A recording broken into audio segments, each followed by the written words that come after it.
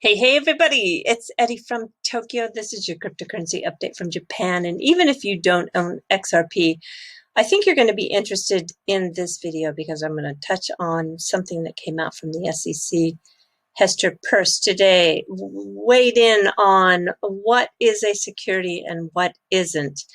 And I think that no matter what project you are supporting, you need to listen to what she has to say. And I'm going to segue into that with this Ripple XRP markets report. This is something that they report on a quarterly basis voluntarily to provide transparency. And we can see that in 2020, there was phenomenal growth in the derivatives market. This is the kind of trading that is really for those who love to speculate on future prices. The futures, forwards, swaps, options, led by Binance, Huobi, Bybit, OKX. According to TokenSoft, this kind of trading volume of the crypto derivatives in Q2 2020 was 2.1 trillion. It's a huge part of this space. You must know that. And that data came from 42 different exchanges. Asia is the global hub for this type of trading. Now, according to the report, crypto has become mainstream. And I think, really? Can I really have that kind of crypto conversation with all of my neighbors? I'm not so sure. But it's good to know that close to 90% of XRP's volume has remained intact, and that many of the market participants have moved forward with the business related to XRP. This further underscores the fact that the US is totally out of step with its international counterparts. And I hate to say it, but some of the content providers have been also out of step when they said that the US was not behind. Clearly, the US is behind. Now, can the US catch up? Of course it can. This is a country that when it decides to change on a dime, it can just turn quickly.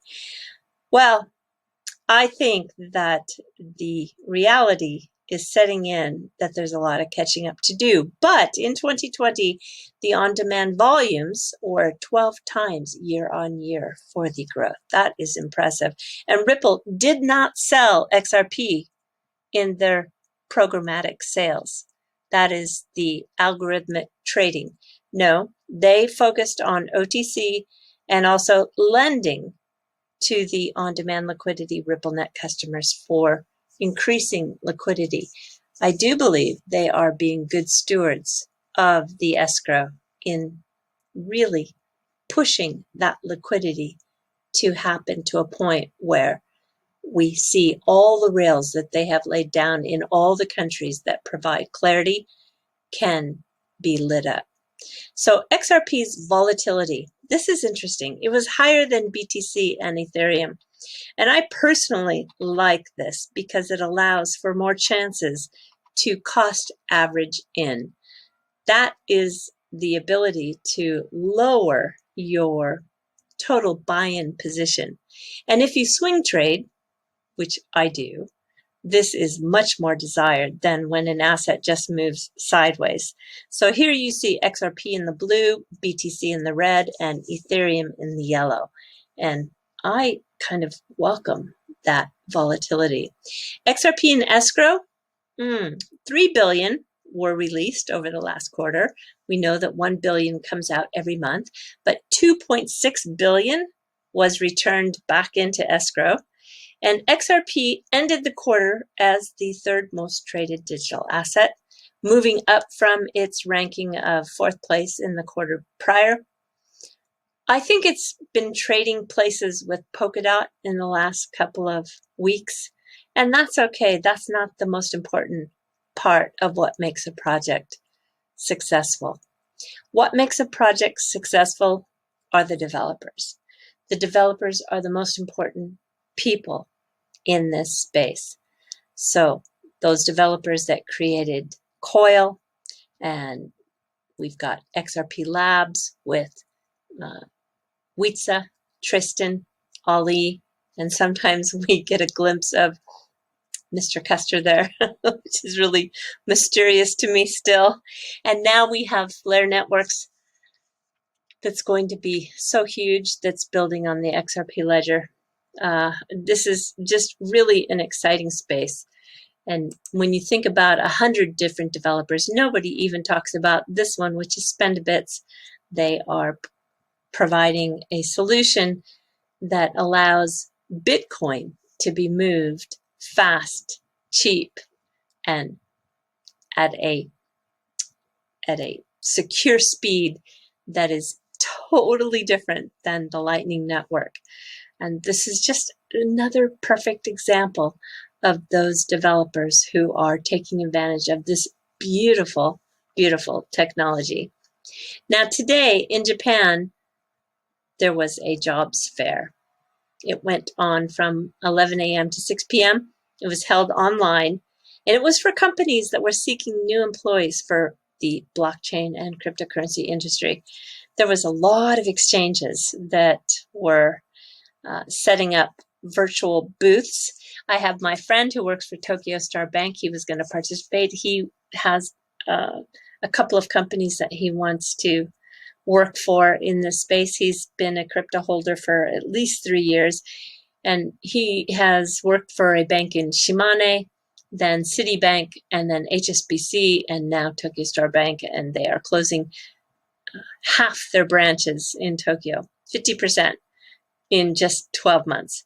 And they offered him a retirement package. Well, he's not only not retirement age, but the package was not nearly sufficient to carry him through his working years. So it's kind of ridiculous. So anyway, I'm very curious to see how this job fair went for him. I think he's got a good chance because he's got good banking relation experience, and that is what a lot of these companies are looking for. Plus, he's a crypto holder from way back. He's not some guy who just says, yeah, this is like the, you know, the next fad to be into. He's been a believer in the space for years. So I really think he's got a good chance to get a job, and I'll report back as to how he did. One of those participants in the job fair was the Bread Wallet, which is BRD. And I think many of you are familiar with this. This is the company that has, the founder is now the representative director of SBI Ripple Asia, Adam Trademan. And they were looking for a back-end engineer. Now, I always thought that the BRD wallet was just consumer-facing, but it says here that they want to integrate with traditional financial systems to provide the payment for salaries and also for payment of bills. So I think they've got some different growth strategies. And then I'm just going to take you and give you an update on the 4 J's. And the 4 J's are the 4 attorneys whose names, just by happen chance, all start with J. And John Deaton is a thumbs up to participate. And what I mean by that is that he wants to participate in a panel discussion when we have some updated information, either from the company Ripple based on the lawsuit, or maybe we'll get something from the, who knows, General Counsel Stu Alderati, or we might get something from the actual team that is defending Ripple, or we might get something from the SEC. We've got the February 22nd call coming up, so there's going to be some opportunity to weigh in on what is going on. And John Deaton has said, yeah, I will participate in that, along with Jeremy Hogan. And I'm so happy. He's very recently active in this space. And these are all attorneys that don't necessarily practice in the securities law, but because they have a legal mind. And should we put all of these guys together, I think it's going to be a very interesting conversation. And of course, we have Jesse Hines. He gave me also a thumbs up. And Jesse and I just did a one-on-one a couple of days ago. And it's just so valuable to hear their perspective for sure. So I'm waiting for one more reply. And if we get that one reply, we're going to put together the 4 J's. And then thanks to Jesse, he gave me a heads up to this Real Vision video. This is a one-day online event that occurred on February 4th. And we have Ash Bemington. He is like the top guy at Real Vision. And he interviewed Caitlin Long. And she's a Wall Street veteran now doing amazing things in Wyoming with Avanti Bank. This is a bank that is going to serve the digital asset industry, and also Hester Purse. And she needs no introduction. She has been so helpful to provide guidance and a source of communication with people who are in crypto. I want to have you listen to just 3 minutes of their conversation, because really it is, I had an aha moment, because it's not the digital asset that is a security, but it's the way you sell it that is a security. She has me thinking a totally different way. Yeah, I think that she says that the SEC has muddied the waters, and that we can't assume that it's the cryptocurrency that is that security, but the reality is the way it is sold. So when we look at the offer or sale, that is what defines security. So it's very difficult to disentangle those two. And that was very, very helpful for me to hear. Have a listen. Commissioner, I have a question for you. And this may seem a little bit basic, but for people who don't understand this framework, there's been a lot of talk, without any reference to any particular cases that are ongoing right now, about what is a security and what isn't a security, why some things are regulated as securities and other things aren't. Can you just give us a little bit of a primer, some background for people who are curious about why this question is so essential right now in the crypto space? Sure. Well, when something is a security, it's subject to a whole panoply of requirements about how you can transact in that instrument. And so it's a big issue. It's a big threshold issue that you have to figure out. For example, if it's a security, it has to trade on an exchange that we regulate, or an exchange light that we regulate. So, and broker dealers are responsible for transactions and securities. And so those kinds of things really matter. Now, in the United States, we have a definition of security that is intentionally open-ended, and that is a matter of lots of frustration for a lot of people. And the reason is that, it's obvious that something like a stock or a bond would fit within the category of a security, but it's less obvious. Sometimes the way people present things, it's less obvious that something might be a security. So what we do is we say, hey, if you're going to people and you're saying, we're trying to raise money to build something, then that becomes something that we look at as a securities offering. And so that's how a lot of these crypto projects have gotten pulled in. Now, that said, we've really muddied the waters, because we often talk about it as if the crypto token itself is the security, when in reality, it's the way that you sell it. It's that offer and sale that's the security. And that it can be really difficult to disentangle. And I think that's tripped up a lot of people. And so that's one of the reasons that I want us to be a little bit more clear and disciplined in the way we approach these determinations. Typically, our view is, look, you read the definition of security, it's very broad. You figure out whether what you're doing is a securities offering, and we'll tell you if we disagree with you by bringing an enforcement action.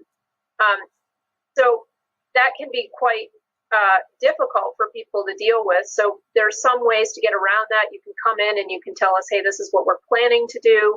Will you treat this as a securities offering? But there's definitely some ambiguity, and it's not only been a problem in crypto, but in other aspects, in other types of offerings. Mm-hmm. I'd love to hear your comments, what you think about what Hester just said. Okay, I'm going to jump into the fluff. Yeah, I have something that's kind of fun here. This is a brand new kind of awareness of a house that is called in Japanese, if we literally translate it, a nail house. And what they mean by nail house is that they suspect that this particular owner of the land refused to move when they decided to turn the surrounding area into a place to extract sand and soil, because this is Aichi Prefecture, which is so well known for the soil to make a pottery or a ceramic that is something that dates back to the 1200s. Yeah, this is a area that has the art of pottery. It is one of the 6 great areas that have an ancient kiln. And since early times, the inspirations for their pottery have come from the Song dynasty. And they are credited as having the first issued banknote on paper. This is actually a promissory note, and I'm not sure exactly what they were promising to pay for, but it was a note that was worth about $70, which is a lot of money if you think about that, if you go all the way back nearly 1,000 years. So this is the first promissory note on paper. So it is highlighted as being the first banknote. Now the Aichi Prefecture, which is just south of Tokyo, has some amazing pottery to date. This is one of my favorites. The glaze is this iron glaze, which comes out as a rich, deep red that is just scrumptious. I love it. But because of the challenges that the area had right after the war, it had to reinvent itself. And I think businesses even today are reinventing themselves. And they found that the traditional pottery that they were making wasn't enough to sustain. So they decided to make pottery that they could sell to a brand new market, which was the West. And I don't know about you, but this really reminds me of something that my grandma had. And it is a piece of pottery that was produced in the 50s. And it looks like some sort of a planter. And then this is another piece of the setoyaki, which is coming from that Aichi Prefecture. This is from the 60s, and it looks like they're kind of hanging in with that planter design. But, you know, it was probably a product that we now just look at as junk, or, oh my gosh, there's no way I would put that in my garden, or there's no way I would put this on my shelf. This is from the 70s. But you have to think about it, and you really got to give credit to the companies who were just trying to survive. I mean, you have generations upon generations of the families that carried on this tradition, and here they found themselves after the war, and they were just trying to find a way to survive. So they did do this kind of style because they had a brand new market, and the market was curious and interested, and they were able to produce a product that actually went to market and sold. This is the 1970s. And then you have the 1980s and 1990s, where they created these limited edition porcelain series. And yeah, it worked. It worked for them. And I am not dismissive or putting down their product at all. In fact, there is a lot of people who are now collectors trying to not sustain, but to preserve this part of history in the ceramics from a bygone era. This is Aichi Prefecture now. Beautiful cobalt blue teapot. And this is serving the modern Japanese.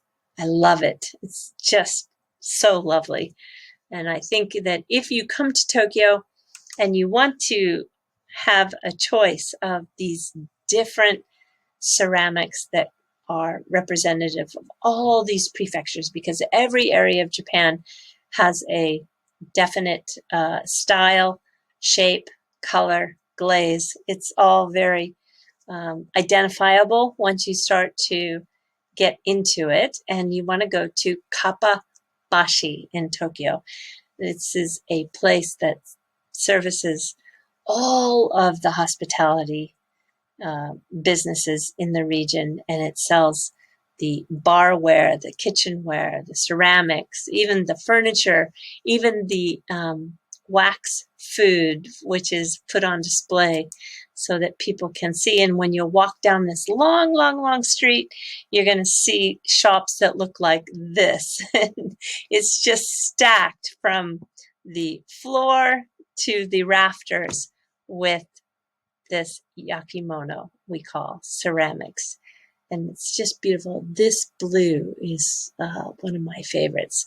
Anyway, this store probably represents, I have no idea, maybe 50 different regions in Japan. And here's just another view of one of those typical stores on this Kappabashi street.